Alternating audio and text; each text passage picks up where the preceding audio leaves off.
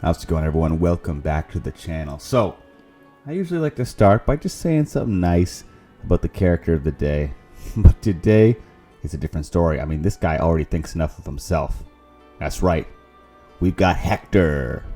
Hector, leave it to me. Alright, I don't want to be too hard on the guy, right? I mean, I've got a heart for him. He was real nice to me in the Fire Emblem 7 days. Anyway, in this game, Emblem Hector is part of DLC Wave 2, and you can get him after you complete his paralogue, which is called the Brash General. Okay, so I already know that this is an emblem you want in your crew, otherwise you wouldn't click on the video. So let's start by breaking down his weapons. His first weapon is Wolfbeal. Some of you older fans, you're going to remember Wolfbeal from Fire Emblem 7.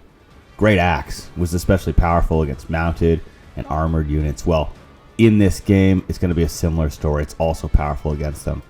And it's worth using in the beginning when your bonds are low, but trust me, even though it's powerful against these specific units, it's nothing compared to some of the weapons that we're going to talk about in a bit. So as your bond gets stronger, you're probably going to forget this one.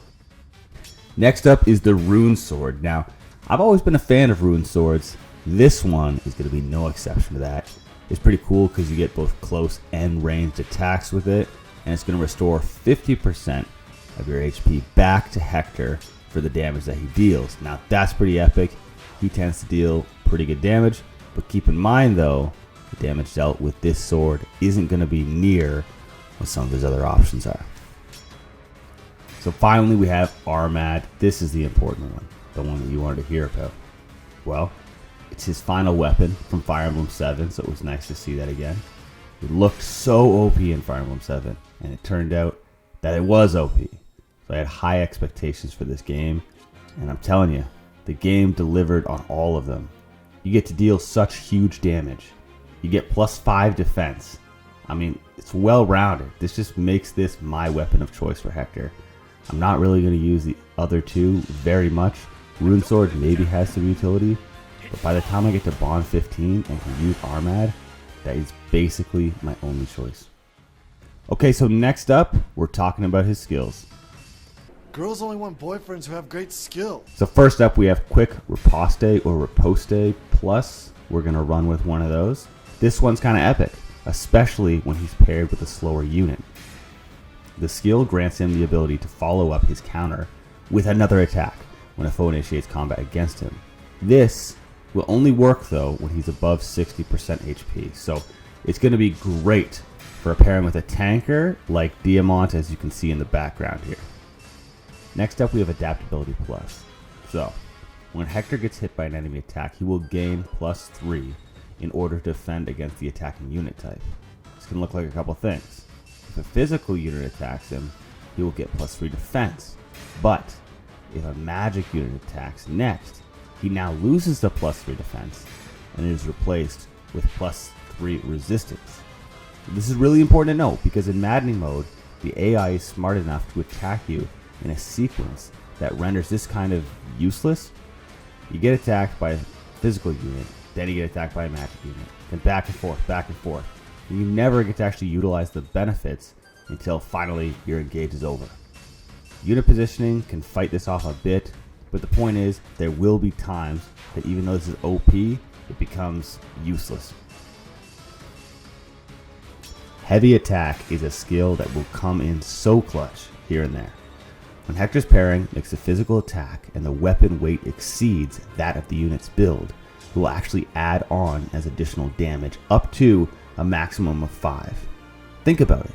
Armad is quite a heavy weapon, so this skill is coming into use fairly often, and it makes quite a difference in the gameplay. I'm giving this one a good old 8 out of 10.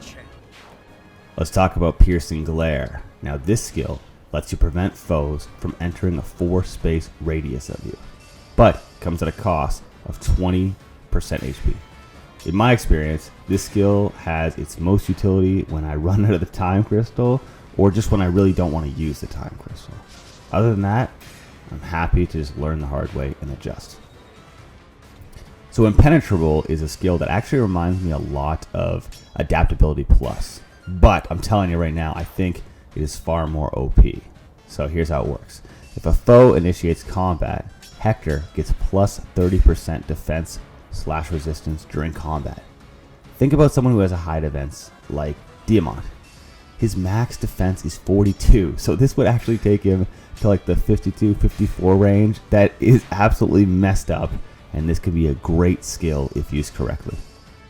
Our final skill today is Storm's Eye. This skill grants immunity to break and allows you to follow up on your counterattack. Okay, so clearly that is an unreal combination because you can be guaranteed 2 attacks and avoid break. Well, so long as you're using swords or axes. But it does come at what I would consider to be a fairly steep cost.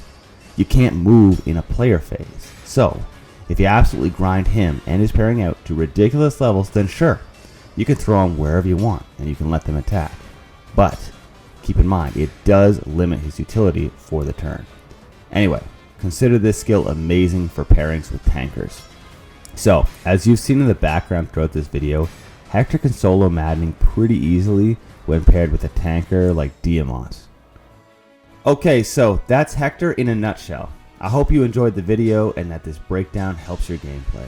I'm having a ton of fun with these videos, so if there's any characters you want to know more about, just let me know in the comments.